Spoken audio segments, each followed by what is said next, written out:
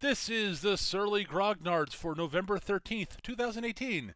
This is Peter Bowman, and as always, I'm joined by my good friend and co host, Eric Carlson. How are you doing tonight, Eric? I'm doing all right. Most excellent. So, we don't have a particular topic for tonight, although I think there's one thing we're going to talk about to start things off with because of what happened yesterday. Yeah, yeah, Uh, Yesterday, we got the very sad news that Stan Lee has passed away. And yeah. Long time coming, but it's still, yeah, he was yeah, 95. yeah, He's and not been in the best of health. no, but my God, man, that man lived quite the life. Yeah, he did. Like last of the old guard, like last of the old gods, honestly. Mm. I mentioned this on Twitter. Yeah, I am not entirely sure exactly how much of a hand he had in everything. That's not clear at this point. And he's very clearly not the sole creator on a lot of the stuff there because uh, Right. a lot of the big things that's been attributed to him. But he very clearly had a major hand in creating a bunch of iconic characters and comic books that are to this day, just pillars of the superhero Yeah, I genre. mean, between him, Ditko, and Kirby, they really sort Yeah. of created Marvel out of whole cloth, or at least the Marvel we know. Yes. Um, they are largely responsible. Those three are between the three of them. They are responsible for the Fantastic Four, the creation of the Avengers. Although most of the Avengers were characters that had existed before. Right. Um, Spider-Man, Spider-Man is the big one for me, X-Men also. and the X-Men. Yes, Spider-Man is the big one for me. Yeah. Oh, because Spider-Man's awesome. And is yeah, he's been an important part of I don't know how much of a hand he had to play with Luke Cage and the whole Heroes for Hire thing, he but it did was have a hand in that. yeah, but he definitely had a hand in promoting it and making sure it was liked and accepted. When you say he And had a hand that's in promoting it, uh, he actually the first introduction of Luke Cage of the image of Luke Cage was in one of his letters columns. mm, Let me actually dig this up because I actually found this the other night. I was looking for some of his letters columns things that he did at the end of every issue, a bunch of issues, because he talked a lot about speaking out against racism and such in those because mm. Stan Lee was kind of awesome. Uh, Yeah, Stanley was great. but there was one that started it off. I gotta see if I can find it. Hang on. Uh,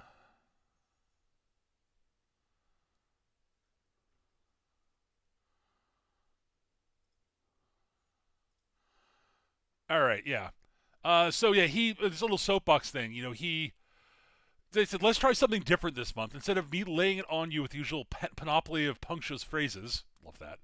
We'll follow the old adage of a single picture being worth 1,000 words. And if this picture doesn't fill the bill, may Forbush forgive me.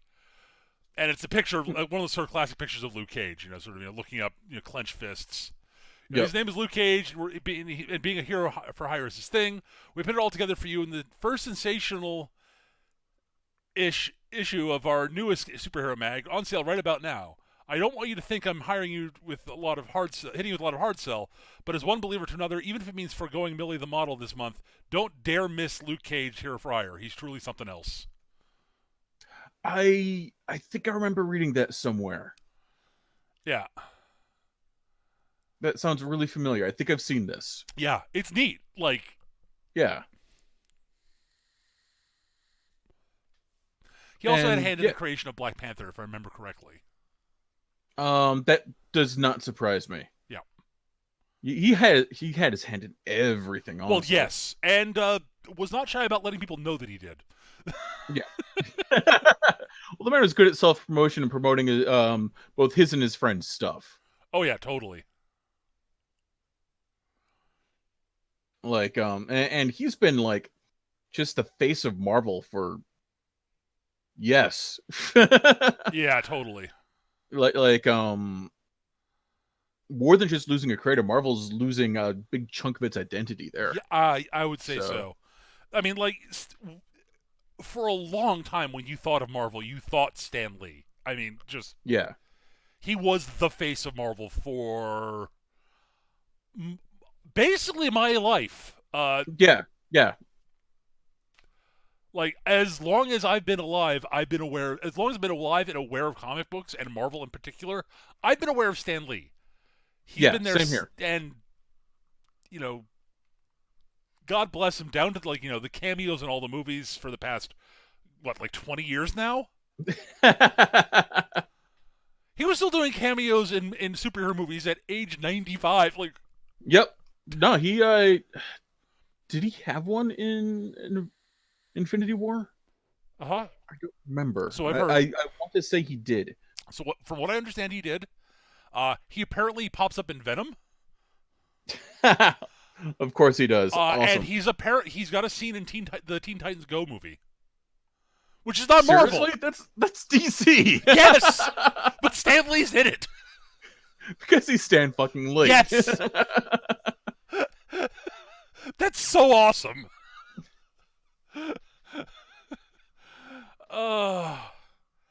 But when we spent that last episode, that previous episode we did about Spider-Man, I mean, Stan was one of the major forces in the creation of Spider-Man. Yep, absolutely.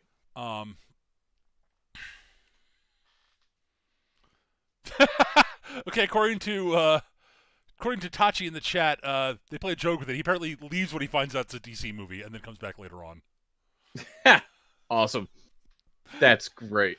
That's really meta and really funny. But yeah, Stan was for me, Stan's voice was yes, an especially like big part of comics, especially because due to where I lived, I didn't have access to a lot of comics, so I would see like comic book cartoons, and I still to this day remember that adoring that defunct X-Men cartoon from the 80s. Mm-hmm. The one that only ever got a pilot that they'd air every once in a while. And the Stan Lee's narration. I didn't realize it was Stan Lee at the time, right? But like that stuck, and that voice it's part of comic books now.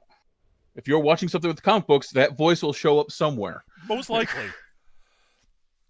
So yeah, yeah.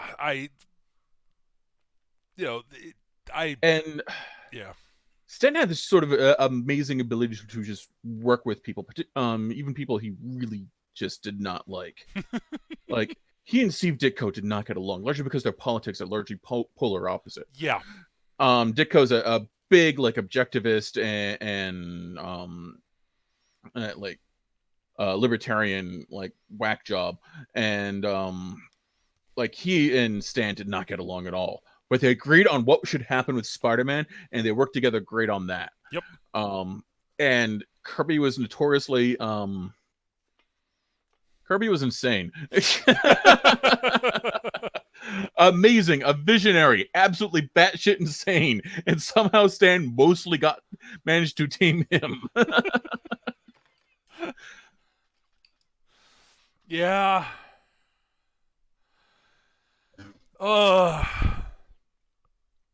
Yeah,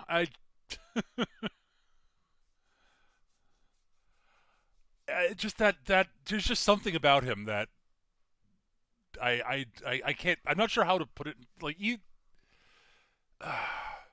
The man had gobs of charisma. Oh God, yes, absolutely. Gobs and gobs of charisma.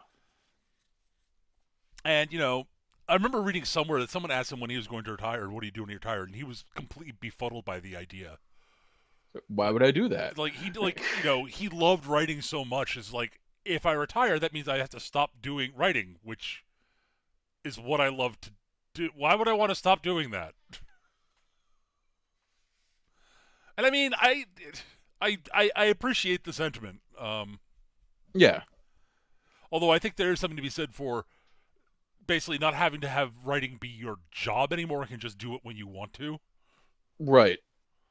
But I don't think he ever saw it as a job, though. I'm not sure he did. I think it's a Like I think it was just it's my hobby. I get to get paid for it. That's awesome. yeah. For a lot of people, when that happens, the job it stops being a hobby. Though is the thing. I can attest to this. Yes. Yeah. So Like as soon as you start getting paid, it's not fun anymore. Unless her name is Stan Lee. apparently, like dear God, that man did tons and Like tons of stuff. yeah. Like what was the during the old plague of reality TV shows back in the day? There was like Stan Lee's Superheroes or something where he had the had like a bunch of people dressed up as superheroes, and like the whole deal was they were trying to compete to have a Stan Lee write a comic book about it. Right? He was the best part about Yeah, that. they came up with superhero concepts and costumes that they had to wear themselves. Yeah. Yeah, I remember that. And I remember watching that because Stan Lee himself was so entertaining and so fucking earnest about it, despite it clearly being in on the joke also. Yeah, absolutely. Oh God, yeah. Another thing that's sort of been making the rounds on the internet recently, since yesterday, is this like 3-minute clip from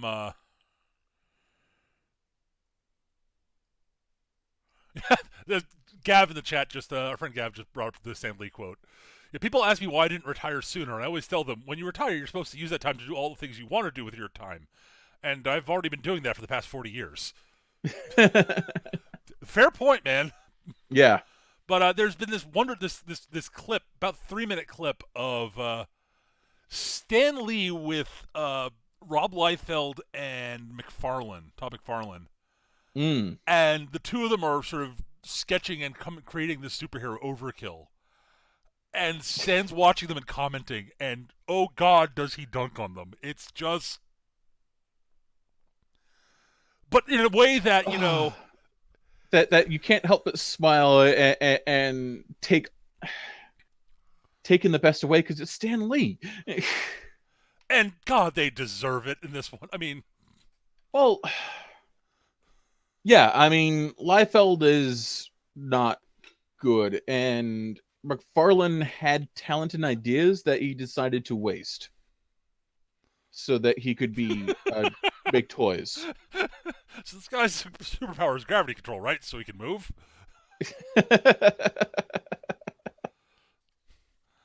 Like it's, you can tell Stan's not trying to be a complete asshole, right? but you can also tell that he's kind of annoyed by these two dude bros because oh God, is McFarlane not McFarlane's such a dude bro. Holy shit! Yeah, both of them are. Like, oh my God, like it's painful listening to McFarlane and Liefeld talk. Oh my God, they are such 90s dude bros. And I can't forgive McFarlane for all the shit he pulled with Miracle Man. Like, fuck you, Alan Moore. Fuck you, Neil Gaiman. You can't do Miracle Man because I have the rights. Well, we're going to take you to the court of the rights. I'll make you fight it for 20 years. What do you mean you never actually had the fucking rights? Fooled you. Ugh. God damn it. Yeah. But yeah, Stan Lee just that video is if you haven't seen it, it's worth tracking down. I actually haven't, but I'm going to track it down. Yeah, it's something to watch. Let's see what else. It's just the characters he created in the comic books he wrote, and the just as you mentioned, like he would pop up in like doing narration on cartoons and have bit parts here, or there'd be some like documentary that he'd show up on comic books, and I just like I always enjoyed hearing him talk about this shit, and yes, I'm gonna miss him. I really am. It's gonna be real strange the next time I see a Marvel superhero movie and there's no Stan Lee cameo, and knowing that it and God help me, the next one that comes out with the in memoriam for him is gonna be tough. Yeah. I also worry about like Marvel Comics is going to go now, because Stan Lee was also the guy who really just put the brakes on a lot of their worst shit. But he's not really directly worked with them in a long time. No, he hasn't, but Lee carried such weight Mm-hmm. with Marvel. All he had to say was, "I don't like that," and it would get canned. Not really sure that's the case. They've tried to force him out a couple times. And the fan revolt. Well, yeah, no, I know that, but like, I think they it's pretty clear they did not pay attention to him all the time. No, well, I think there's a lot of stuff just being hidden away from Stan until it got out the door. Honestly, Mm. But yeah, but yeah, like I worry about the future of Marvel, particularly with the mouse in charge. Because while the mouse has been a good steward, for Marvel, they've also had Lee there hovering over their shoulders the whole time. I think the movies will be fine. Yeah. The Marvel Comics is going to continue to have problems because Disney doesn't really care about them that much. No, they don't care about the comics. The comics are there to promote the movies, as far as they're concerned. And they've left it to Perlmutter, and and he's a git. That's an understatement.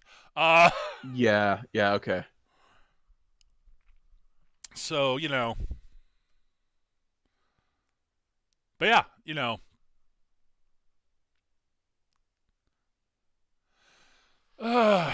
so yeah, I just we're not. I don't think we can talk. I don't think we're gonna be able to go much longer. We spent so long talking about Spider-Man and comic books like a little while ago. It's sort of hard to go over any of that again without rehashing it would be rehashing a lot of stuff. Just sadder. Yeah. So I just wanted to. I figured we should start things off by just sort of thanking Stan for everything he did. He did. He had a hand in creating so much stuff that brought me and I think Eric and a lot of the people who listened a lot of joy. Yes, absolutely. And he's gonna be missed. He had a great life. He lived a long, full life and did a lot of great stuff. And I've got, whatever as a creator, I've got nothing but respect for him. Stan was not always the best creator. No. Looking at you, Stripperella. But the dude was. But I gotta say, the dude was just fearless. Oh, so yeah, totally. That was a guy who got an idea in his head and he was like, you know what? Stripperella sounds awesome. I'm doing that.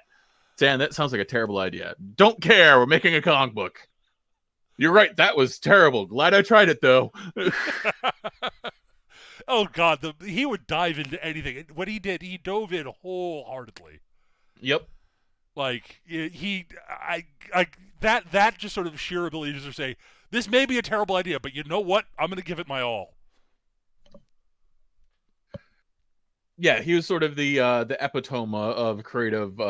We've clearly passed the point of no return, but let's keep going and see what happens.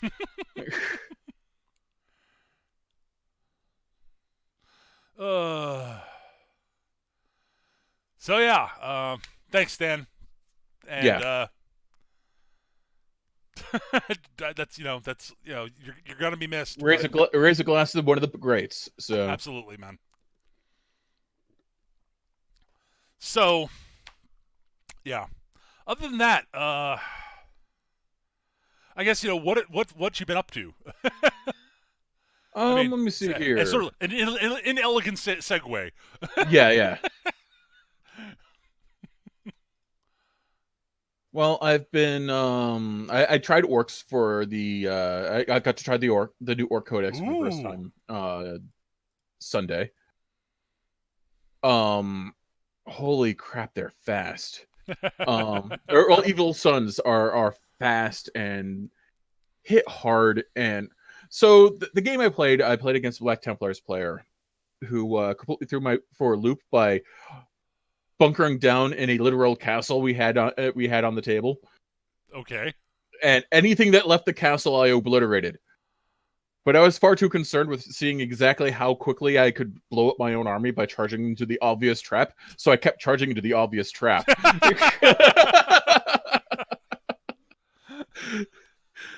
um, honestly, it was because we were playing objectives. I almost won that game despite being wiped out. Simply because I'd be like, and these bikes just bomb over here and grab that objective this turn.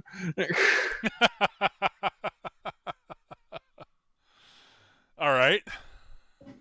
And including a few epic moments like my I tried the new Death Killer War Trike, which is basically a war boss on a giant jet powered trike. And the Emperor's Champion is a character that Black Templar Space Marines can take. It's basically the best swordsman they have available. They give him like the big kick-ass sword and some special armor. It's like, you're the Emperor's Champion, go and fight the enemy commanders, which is exactly what happened. Right. Crumped him good, but apparently Emperor's Champion has a special ability where when he dies to the enemy warlord, he gets to attack again and took out my guy. Oh no. Well, all right then. So mutually assured destruction there. And so out of the new buggies, the shock jump dragster, which is a Formula One racer built around a teleportation gun. Mm-hmm. If it goes fast enough, it can teleport like the DeLorean. Okay. It's so much fun. Just zooming around, teleporting places, taking pot shots, teleporting out. It's great. I had it land on top of a building once and then try to teleport off and did it. Okay. It's so orky. I wish I liked the model more. It's a great model. I just like some of the other buggies better because it's so much fun. I kind of want to use it all the time. Well, all right then. Ugh. So overall, you're liking the new codex? I really like the new orcs. They're the orc army I played back in 3rd edition is back, but better with some just wonderfully silly, batshit insane stuff that the orcs have been missing for a long time. Oh, excellent. So, like I said, it's a Formula One racer built around a teleportation cannon that teleports itself. Okay, well, the weird question There's is, a hot rod with giant exhausts on it. The exhausts count as flamethrowers. does it have a flux capacitor, Eric? Yes, the dragster does in fact have a flux capacitor. What, it's seriously? Yes. It's tucked like on like the back panel behind the driver's head, but yes, you can see a flux capacitor in there. Well, okay. I was joking. I was sort of Games Workshop has basically found their sense of humor when it comes to orcs again, and it's great. Excellent. That's really good. Plus, orcs are good again. They've been bad for so long. It's part of the reason why I hadn't played 40k for so long. Well, I'm glad to hear. Sounds like you had a blast. I did. It was a lot of fun. Despite being wiped out due to my own idiocy. Well, if you're gonna get wiped out. Yeah. I mean, not disparaging the other guys playing. He looked at what I was bringing and went, okay, I'm hiding in here, and I am positioning like my counterattack in such a way that it can counterattack without leaving when he tries to charge through the hole in the wall, which he keeps on doing. Why does he keep on doing that? Because it's hilarious? Yes. Yeah, no, like No, he did exactly the right thing to foil the way I played my game, the way I was going to play, and yeah, it was a great fun game. And if I was just more concerned with having fun and trying out new wacky things than actually playing the game. Right. You were testing out things to see what they actually did on the table. Right. And I'm going to be perfectly honest, like my head was not in the game as much as it should have been, because yeah, looking back on it, that was clearly what I was doing, but I wasn't cognizant of it at the time. I was just going, what does this do? Yes, charge that thing. That was dumb. What does this do? Yes, charge that thing. That was also dumb. Vroom. Oh my god. Yeah. So, I've been in terms of gaming stuff, I haven't been doing a lot recently. I've been playing a bunch of Warframe, Right, because the new expansion dropped last Thursday. right. Uh, I love the theme of it. I love the new. I do like the new open world area they've got. The new bounty system on there works better than the one on the other open area system they've got in Plains of Eidolon. Okay, The theme of it I absolutely adore. The whole cool. sort of debtor prison type thing where you're helping out the laborers against the against the the robber baron evil bastards who run the place, Yeah. who are one of the major enemy factions in Warframe, the Corpus. Who yeah, the Corpus basically have turned greed into a religion, and by basically I mean they've turned greed into a religion. Uh, like literally. So apparently they watched Wall Street and said that was a good idea. Yes, greed is not merely good; it Those is holy. guys.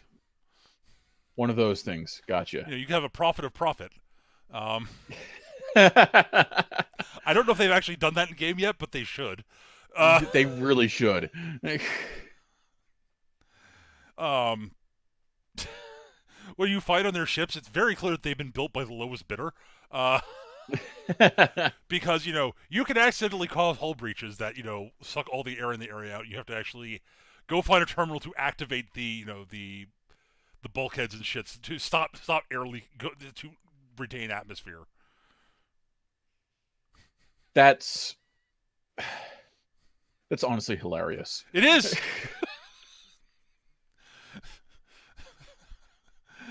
The Corpus are great. They're really they're really weird, wacky bad guys. They're occasionally infuriating to fight, but they're bad guys in a looter shooter. Of course they are.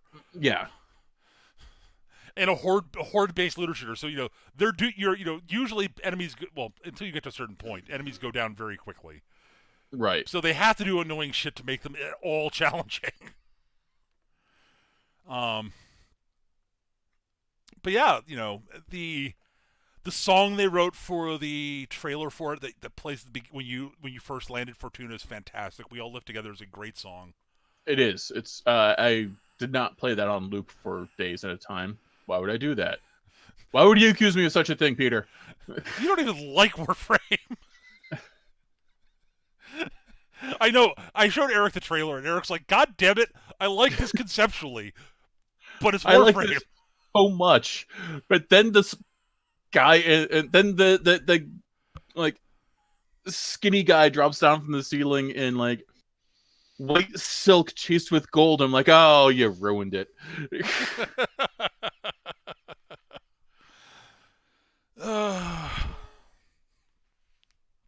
Yeah, I know the aesthetic of the Warframes really bugs Eric. I don't like it much either. I'm not a big fan of it. There are a few frames I love the look of, but most of them I'm like, Not my bag. I totally grok it being other people's bags, but not mine. right, and that's fair. But yeah, I've been enjoying the new stuff. I got around to finally doing a quest to unlock to get the blueprint for another Warframe, the music based one, Octavia, which is hilarious. I think you'd hate her visual design, but what she does is just hilarious. I haven't built her. I'm in the process of building her now. Okay. But so one of her abilities creates this thing. I forget what it's called. I think it's called the mallet, if I remember correctly, which is this static point you can put on the map that attracts basically attracts all the enemies to shoot at it, and it does damage to enemies in the area based on the damage that the mallet takes. And the mallet's, as far as I can tell, basically invulnerable. So it's this aggro magnet damage so basically it procs damage back out, and so it's good. It's nice. I forget what her second ability creates this little roller sphere that the mallet can be put on top of, so the mallet can be moved around. I forget what that one's called because it's almost never necessary. Right. Her 3 is called metronome, which basically turns on this music device you've got and plays a song that you can program into it. You can program in like it's. I think it has like three tracks and can have basically have 3 different instruments, and it's like I don't remember exactly how many bars long the song you can put into it is, but it's not that long. But the interesting thing is that if you or your allies do actions in beat to the music that you're playing, you get various effects. Oh, neat. So if your allies are in the area effect and like they shoot in rhythm with the music, they get, I think, improved fire rate buff for a while. If they crouch, that is the thing you do for quasi stealth. They do like crouch down and pop back up in rhythm music. They get a stealth buff for a while. Shit like that, not just stealth, like invisibility. All sorts of buffs like that. It's actually really clever. And then her 4 creates an area effect around her that increases the damage done, the damage you and your abilities and your allies do. I'm not positive about your allies, but I had to look this up. Based on the noise level in the area. Huh. So the crazy thing is you drop the mallet, activate your 4, and the enemies start shooting your mallet, which is making more noise, which increases the damage. They take back from the mallet. And then also, your metronome's playing the song, which is also creating more noise. It's just like, it's insane and crazy and kind of busted powerful from what I could tell. To make up for it, Octavia's kind of squishy and has no way to recover health or anything like that on her own. So she relies heavily on like going, okay, I'm going to make myself invisible by dancing and beat with my song, and dropping the mallet so enemies shoot that instead of me. Don't get caught in any AOE's.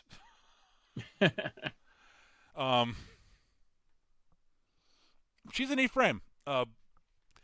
She is gaudy as fuck to look at. Right. Because of course she is. Of course she is. It's a Warframe model. It's not just the Warframe model, it's the music Warframe model. Yeah. Yeah. Oh my god. But yeah. I've been enjoying that. I've been dabbling a little bit in Magic the Gathering Arena. It's good to be able to play Magic the Gathering again, basically. I like Magic. I always have. It's a well-designed, fun card game. If you don't like CCGs, you're not going to like Magic. Yeah.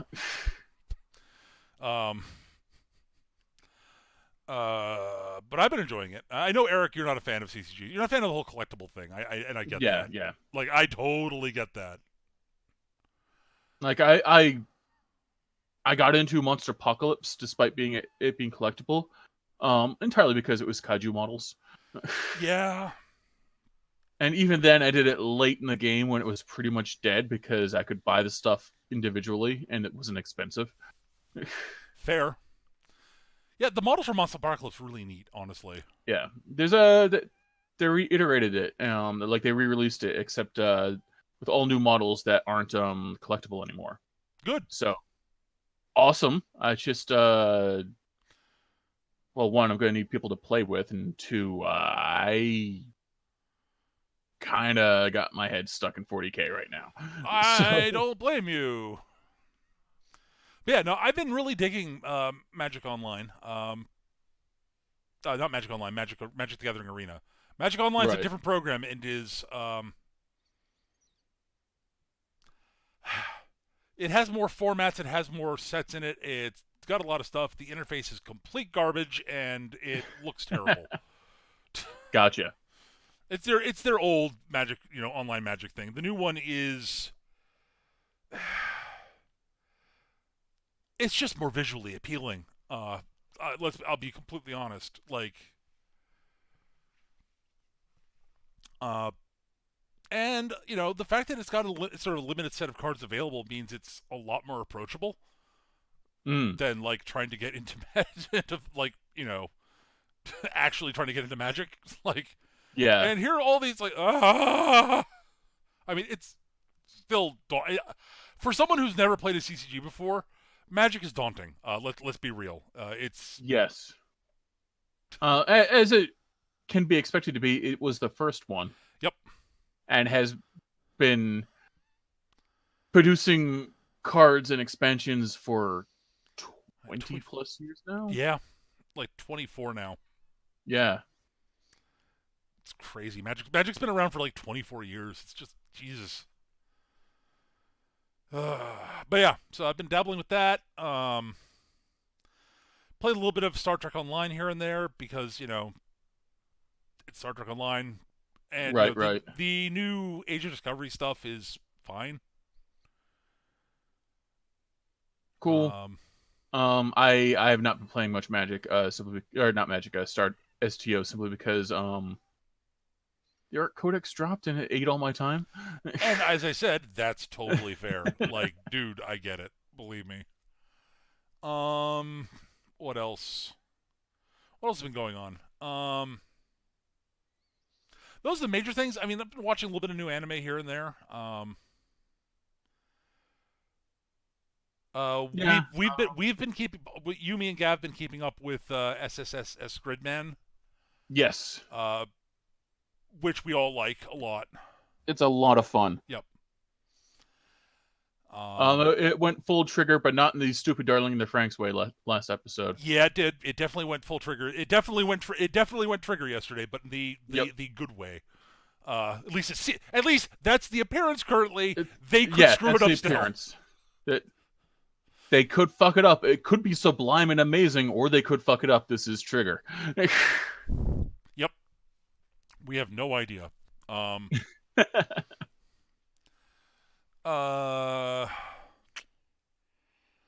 also been watching part 5 of JoJo.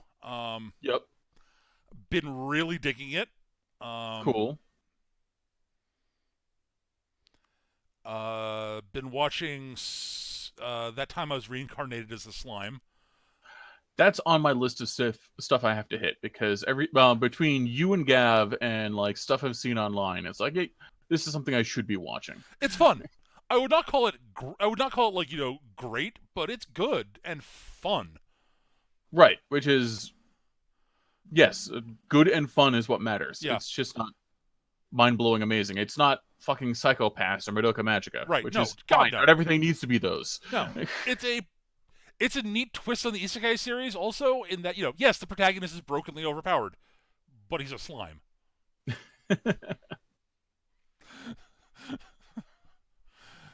Like he's sort of basically like one of those Dragon Quest slimes. He's a little round ball of adorableness. Right. But he's also he's creepily powerful, like, and does creepy and has some kind of creepy abilities. Like he can adapt and learn new skills by devouring his enemies. That's amazing. Yeah. And can physically mimic them. Neat. Yeah. It's actually kind of cool. But again, like when you think of it, it's like, that's kind of creepy. Yeah. But he's a slime, so it makes sense. I can dig it. Yeah. But yeah, the first episode opens up with him in our world. And he's a salaryman. He's got a younger coworker who looks up to him, and he's been giving advice to this guy on dating this girl. And they went out to dinner. The three of them went out to dinner, and they're walking home, and some dude with a knife attacks them, and the main character, shoves his go high out of the way and gets stabbed and dies. He gets murdered on the street. And this leads to some intelligence from another world basically reincarnating him in their world and studying what's going on and what's what he's feeling and what he likes and dislikes about what's going on and his wants, and gives him those abilities in the new world. Like he's complaining like he's feeling cold and because he's bleeding out, but parts of him feel really hot because of the pain, and the Right. pain, he's hating the pain. And so like, okay, well, we got all these things that he clearly never wants to feel again. All right, so what can we do to give him that ability? Make it okay. Slimes don't feel any of this shit. They're resistant to temperatures. They don't feel pain. Don't feel physical pain. Great. And like they probe certain things he wants, which is how he gets the ability to copy things and his access to the great sage knowledge. So because he comments on that. That's why he has all these crazy abilities. Cool. And he wakes up in a cave with an ancient Sundari dragon that's imprisoned.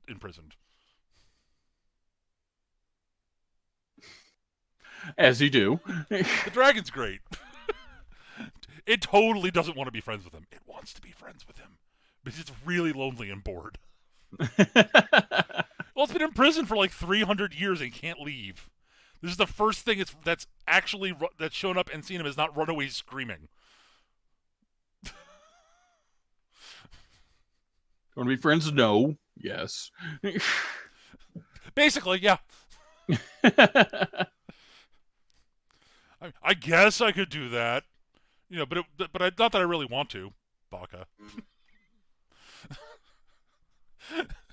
It's not like I like you or anything, Baka. It's really funny. It's a fun show. I recommend checking it out. It's not I wouldn't call it like it's not high art. Like no. Like I said, not everything's got to be high art. No, totally not.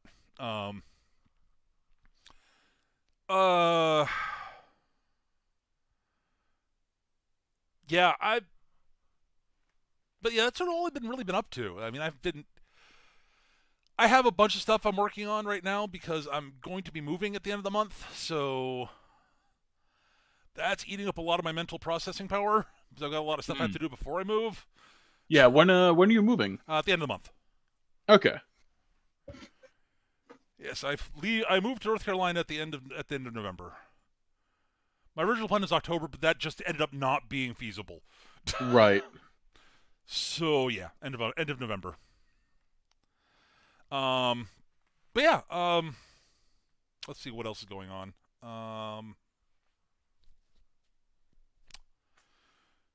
Yeah, gaming wise, but that's really basically it. In terms of the usual stuff, I haven't even watched any new movies or anything like that. Yeah. I finally got around to watching Blade Runner 2049. Yep. I don't know if I mentioned this to you, Peter. I'm pretty sure I mentioned it on I think you did mention it to me, but you podcast. should mention on the podcast. Yeah, go ahead. Yeah. Yeah, so I was very resistant when I heard this movie was coming out. Right. And I was like, that's a Blade Runner's movie that doesn't need a sequel. It's a stupid idea. Why would you do this? I finally got around to watching it because I could and I had nothing to do and I couldn't sleep. And I was like, oh, that's why you do it. Okay. It's really good. It's gorgeous. And it not only manages to not diminish the original, but takes some of the central questions of it and doesn't answer them so much as ask, why do these questions matter? Oh, neat. And that's fucking awesome. That is good. I like that. And that movie should never have been made. And I'm glad it was. I will admit that I'll admit I was entirely wrong. I could not have been more wrong about this movie. So my preconceptions completely failed me when it came to this movie. Well, I'm glad you enjoyed it. I'm glad it was a good movie. I'll check it out at some point then. Because I don't like Blade Runner as much as you do. I still really, really like Blade Runner a whole lot. Yeah. It's still one of my favorite movies.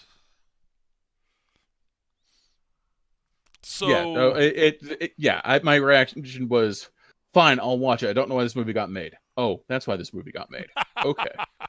Yeah, we had the same reaction when we heard Blade Runner was getting a sequel. We were both like, why? Why would you do that? It's like, yeah. We're like, I want to make I'm gonna make a sequel to The Third Man. Why? Why would you do that? Know what I really want to do? I want to do a sequel to Citizen Kane. Why?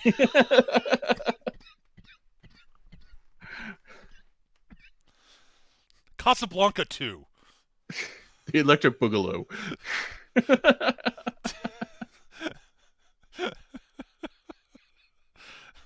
These are all terrible ideas. Oh my god. I'm going to do a sequel to Gone with the Wind. But instead of doing the obvious thing, I'm going to make it about like 30 years later during Reconstruction and Scarlett O'Hara's inability to deal with the sea change of changing social mores and her own like and the repercussions of her complacency and this terrible thing that she did and being forced to see that and how it messes with her. And that's what they did with Blade Runner 2049. That's awesome. I mean, they didn't do that, but like it's along those lines. I know it's thematically similar. Right? Yeah, no, I totally no. I got what you were going for there. Yeah, that actually, like, honestly, what you were describing would actually be an interesting sequel to Gone with the Wind. Yes, It'll never happen. It could never happen, but yeah. I mean, like, I honestly wouldn't care if they made a sequel to Gone. I'm not a big Gone with the Wind fan. Neither am I. But it's another one of those movies where, like, why would you do that? Sure. Like the other movies we mentioned, I'm huge fans of. I'm a huge fan of all of those. Like Citizen Kane's great. Yeah, it seems cheesy when you first see it because, like, oh, look at it using all these tropes. No, it invented those tropes. That's why it seems cheesy. Yeah, it created all that. And I will say that The Third Man is one of the most brilliant fucking movies I've ever goddamn seen. Wow, Peter, you just turned into like a really deep voiced version of yourself. Is my audio card doing that again? I think so, yeah. Oh, son of a bitch. Hang on a second. I gotta fiddle with this. Sorry, folks. Technical issues. Doop doop doop doo. Alright. Am I still sounding weird? Yeah, you might be me. 1 second.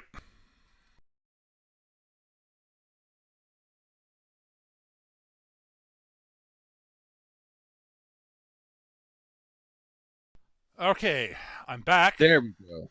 You are recombobulated. Yep. I think there's something wrong with my sound card, my USB sound card, that I may have to replace it.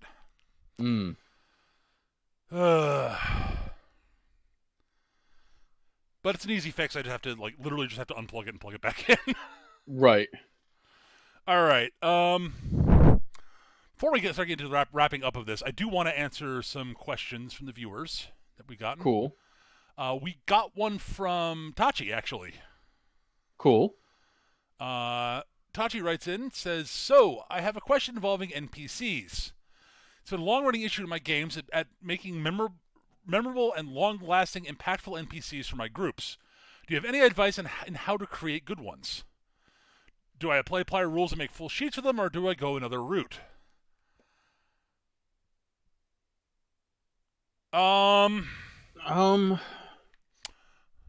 So for me, I don't game master often, but when I do, I will totally steal NPCs whole cloth from TV shows or books I've read. Mm-hmm. Like, hey, look, I am totally doing that.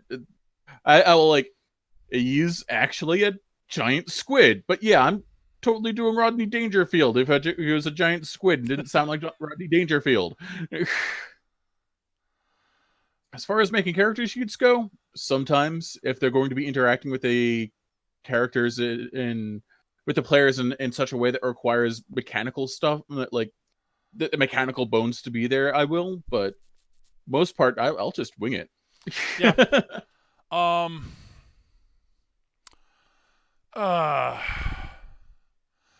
The problem with how you make a memorable character is there's no real and memorable NPC. There's no real. It's an art, not a science, and I'm not even sure it's necessarily an art. a lot of it is. The problem is you can almost never be completely sure what is going to end up being memorable for the group. Mm. And it's hard to plan out actually making something memorable. It can be done. I know people who are capable, good at doing that. I don't know if I will say this, I've never gone out of my way when creating an NPC for a game, planning on trying to make it, like, intentionally saying, this is going to be a memorable character. I try to roleplay, basically, I think part of it is that I do try to I'm trying to think how to phrase this. Like, I'm just sort of thinking about how I make my NPCs, and, I almost never, I mean, I'm not sure exactly how many of my NPCs are particularly memorable outside of a couple very notable ones. Work. Yeah, Tony Wark being one of them, yes. And I don't think I really, I never set out to make Tony a particularly memorable character beyond, Tony honestly was, when I made him, a joke. Like, literally. Right. Like, the fact that he kept hanging around was not my original design intent for the character. Part of it was based on what you guys decided to do after you defeated him at the bank. So, the fact that you guys decided to take him in and, give him work and such, and ended up being, the team engineer, I totally did not plan that. I mean, it was suggested. I said, sure, I can work with that. I mean, but that. So the fact that he hung around beyond his initial scenario, where I made him this is going to be an amusing encounter, and we'll see what the players do with it. That's literally what I did with Tony. I did not go into that planning on him being a recurring character. But I'm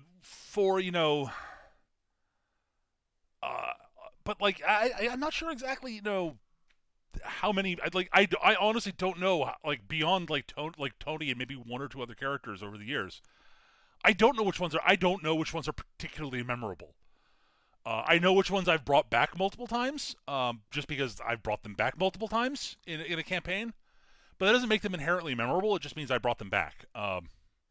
Because I happen to like them. And I think that might be part of it, honestly, is when you come up with an NPC that you like the character and the personality of and enjoy actually role-playing them and doing stuff with them, that actually helps a lot, I think. Yeah. Eric, yeah. Here's a question. The campaigns I've been running, who are some of the other memorable NPCs you've had in mind? That, Let me see here. Superiana definitely stands out. Okay, sure. From that same campaign, actually. Let me see here. You know what? I remember that damn crazy Ithorian from the Star Wars game. He had one scene, too. Yeah, he was just like, but I'm on your side. I'm trying to defeat the Empire, and I'm blowing every. I don't care. What don't you get about that? I care. Yeah, that was. Yeah. Again, that was sort of an amusing concept that I didn't really intend to go much of anywhere with, and didn't go much of anywhere with. Right. Because, you guys were like, why what?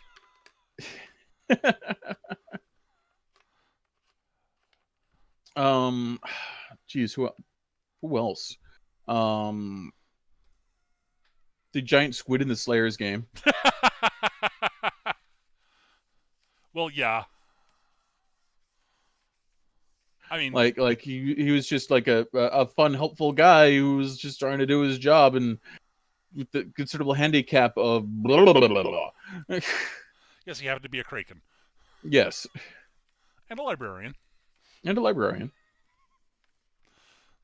Yeah, that was just an amusing I mean, that's for a comedy game, so yeah. Yeah. Amusing concept NPC is, But like particularly with Superiana, it was clear you really enjoyed playing her, Yep.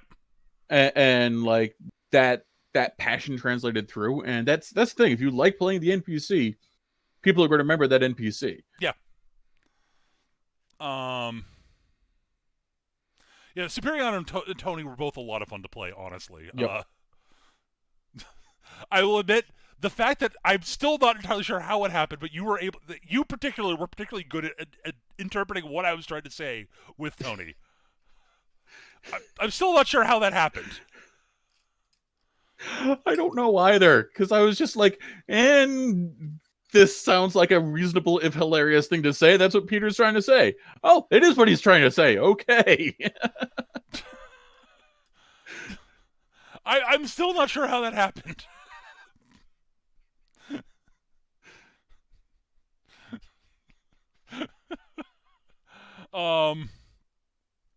What else? Were there any other ones that you can think of? Not off the top of my head. I'm gonna remember this stuff like halfway through dinner. I'm going like, oh yeah, I should have mentioned those guys. Bob from the Space Pirates game, who you ended up playing actually. Yeah. Once GM's duties switched over, you ended up playing Bob. So Yeah, it was easy. Well, it's easier than coming up with a new character. yep. So, oh, I just play one of the NPCs that's part of the group already. Sure. Yeah, he was a side support character that was handy, but was not Also like in the background. Yep. But entertaining and fun. Mm-hmm. Yeah, I will note that Eric's not mentioning any of my major villains, which I totally understand because I'm not. Yeah. That's one of my weak points as a game master, honestly. I mean, there's Von Toten, but Von Toten was so closely tied to my own character's backstory. I don't think he counts for me. Yep. Also, he was never really on screen. He was just a concept more than anything. Yeah. From the Pirates game, the evil space spiders. Yeah. Who never really appeared on screen again, but their action showed up all over the place and literally made us nope out of the sector. Yeah. I did my job too well with them, honestly. Like, oh dear. I think I've gone a bit too far with them. Well, all right then.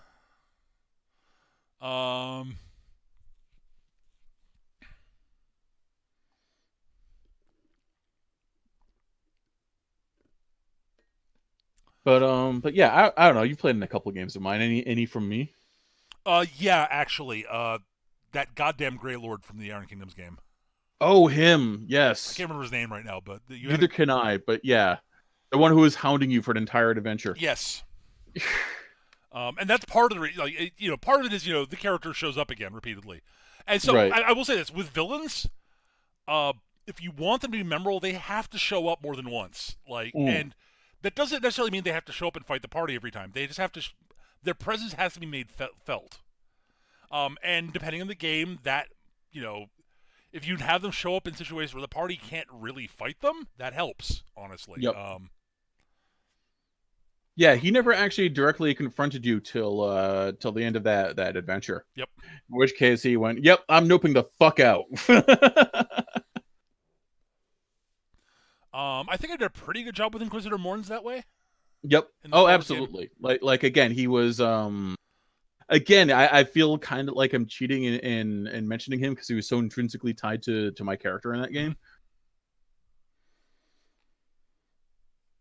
But I do think at the same time, like thinking about it, like it really was like my lunatic obsession with revenge that drove a lot of the plot in that game.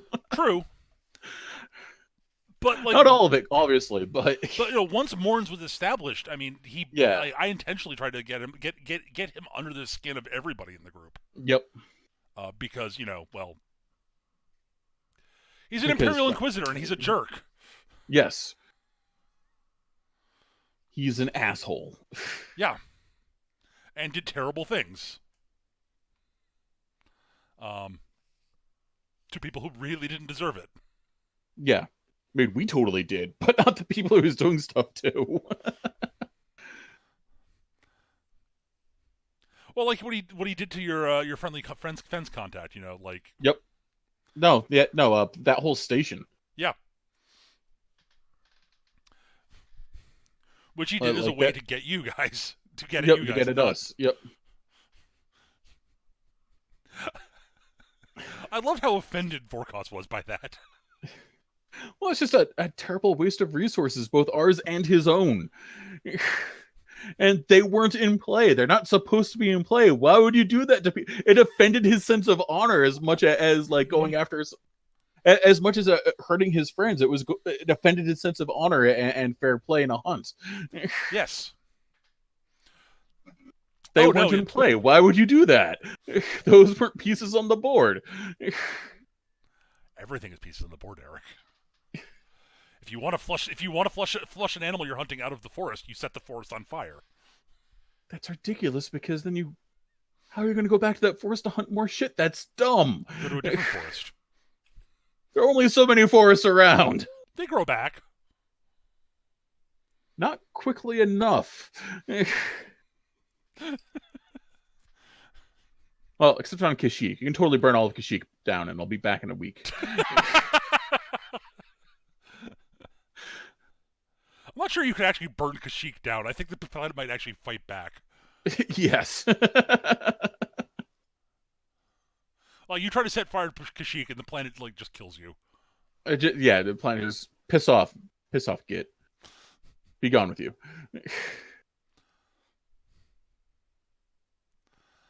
Oh God.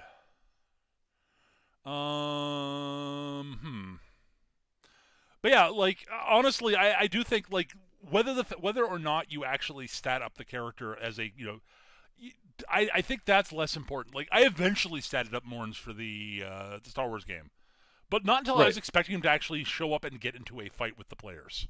Mm. Um, like there was no reason for him to have stats for him before then because he wasn't going to directly interact with him. I had to know what his personality was, what types of actions he would do, and what he would think of the players. Yeah. So I thought about his personality and his background and who he was more than what he could do before then.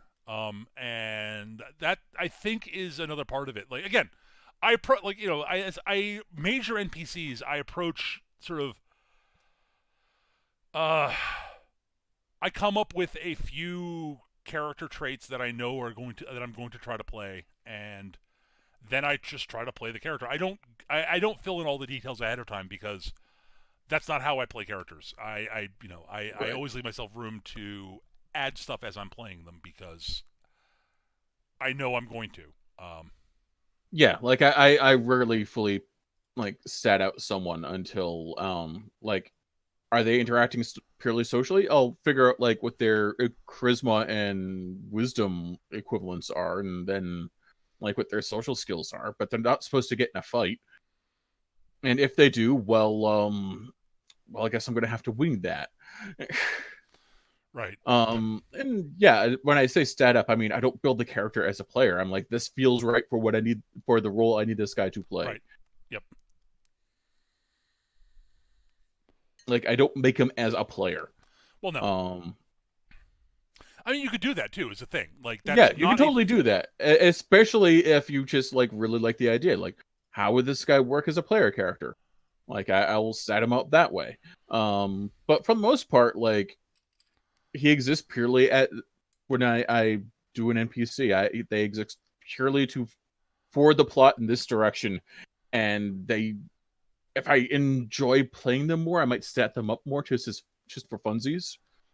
Mm-hmm. But yeah, they're only as realized as they need to be. Yep. No, specifically, back to Superiana. I never had a full write up for her in Mutants and Masterminds.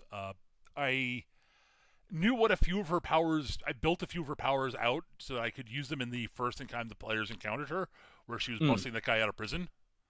Right. So I knew she needed a power that was buff enough to inconvenience the whole party.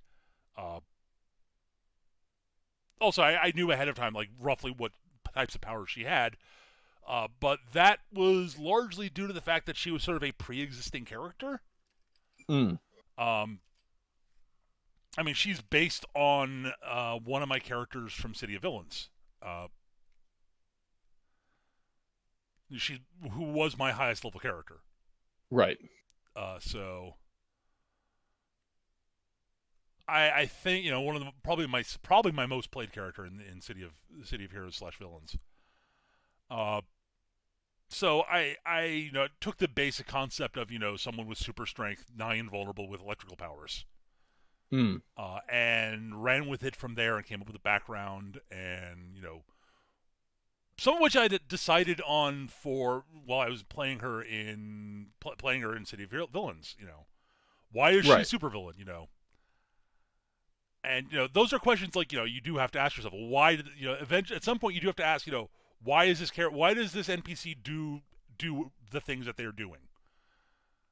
And when you know that and you know enough about the character, it makes it easier to roleplay the character, which will end up making it more memorable, I think. Mm. Again,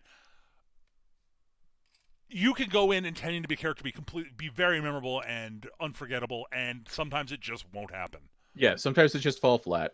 Sometimes the friggin' quirky bartender you made because you came up with on the fly because you were kind of bored ends up being everyone's favorite bartender. They should keep going back to that bar to hang out with them. Yep, that sort of thing happens. As I said, like Tony was not intended to be an ongoing character, and he is apparently the most memorable thing from the Star City campaign.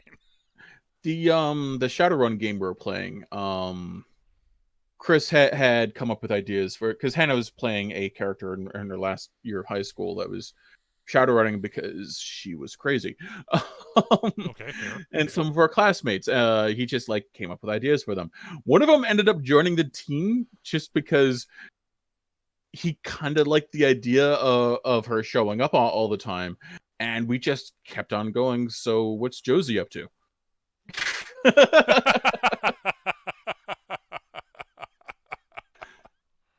So he ended up statting her out. She sucked in anything resembling combat and had no cyberware, but damn was she a social monster.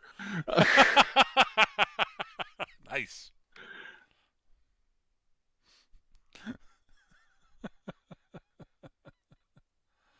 Yeah, so I hope that helps, Tachi. I mean, I'd like to. I'm not sure what else to say is the problem because, again, I don't have anything. It's not a science for me, or even like a definitive art. I don't know how I have made characters memorable. Sometimes, I'm not sure why Tony was so memorable. Mm. I mean, beyond the way I communicated with him, which was funny. And I think Eric's right. The reason that Superiana was memorable was because I enjoyed playing her. She's a character I enjoyed. So and I knew her voice in my head ahead of time. So I knew who she was, and that helped. And I enjoyed playing her. So that But beyond that, hopefully it helps out. But I think that's going to do it for this episode overall. Because I think we've been going for about an hour now. Yeah, we've been going about the usual time. So thank you all for listening. I hope you guys enjoyed the show. If you have questions you'd like us to answer in the show, we do try to save time at the end of episodes for viewer questions. If you'd like to send them in, we have an email address. Our email address is surlygrognards@yahoo.com. surlygrognards@yahoo.com. Or you can hit us up on, you can post comments on the YouTube section. Our YouTube, we upload the recordings to YouTube. So if you're listening to us on YouTube, hi YouTube. And if you've got questions like answered, feel free to post them there or email us. If you've got feedback for us, constructive criticism, ways we can make the show better, we love getting that shit. Please send it to us. Same locations. If you've got show topic suggestions, dear God, we love those. Mm. Wouldn't have helped us this week because I kind of forgot to ask Eric about what we were going to talk about before we started the show. Yeah, I was distracted until about 7 o'clock. So I will mention to Peter that I am available. Yeah, So that was yeah we kind of goofed on that. we goofed on that one But we did have something we want to talk about, like, because it was sort of an important thing. because news. Yeah. Um. But yeah, if you've got show topic suggestions, please send them to us. Our email address, same YouTube comment section. Or I guess you can send this stuff to me via Twitter. My Twitter handle is @MechaGM. Feel free to send stuff to me there. Oh, before I forget, we also this is not tied to this podcast, but there is a 3 Men and an Anime podcast Twitter handle. Oh, there is? Gav set up a Twitter account for the 3 Men and Anime podcast. So if you got stuff you want to fire at us there, check it out. The handle is @3MA podcast. Number 3MA podcast.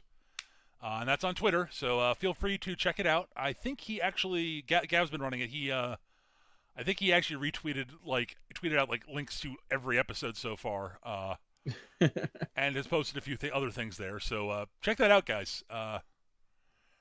If you follow that podcast. But other than that, that's gonna do it for this week. Thank you so much for listening. We hope you enjoyed it, and we'll probably be back next week. Yeah.